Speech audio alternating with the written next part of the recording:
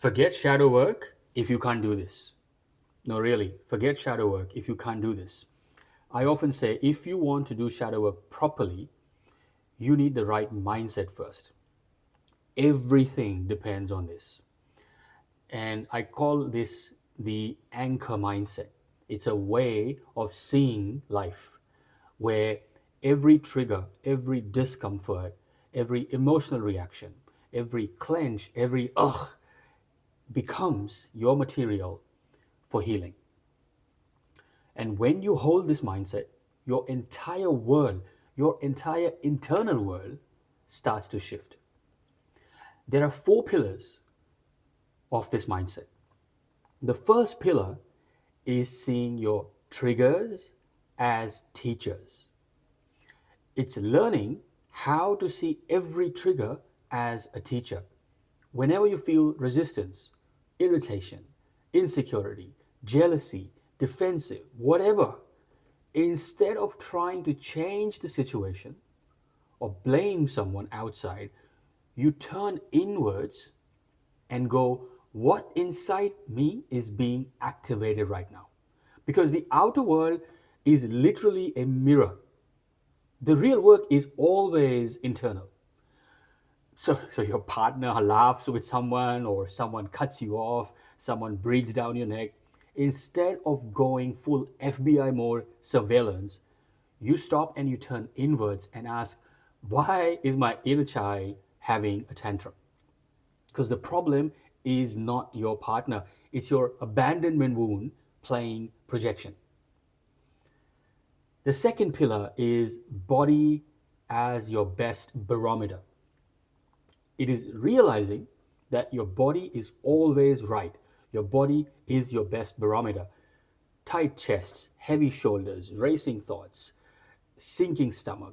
These are your emotions knocking your physical door. So the moment you notice the physical signals, don't reach for a Panadol, feel your emotions. It's literally your body saying, congratulations, bruh, please go to the car and have a cry so I don't have to send you a migraine. So step away when that happens and give yourself space to feel. Your body is always telling you the truth before your mind catches on.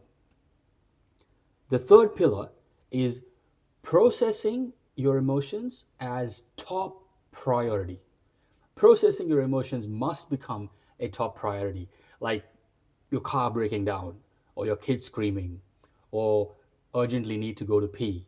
That's how urgent it needs to become. If triggers show up, you handle it immediately, because if you ignore it, it's going to come back tomorrow with a baseball bat. So if a trigger surfaces and you don't suppress it, you don't postpone it, you attend to it immediately. See, emotional material that isn't processed properly always returns amplified, always returns stronger. So why do that? Why put yourself through that? And the last and the fourth pillar is rising above resistance, just like the gym.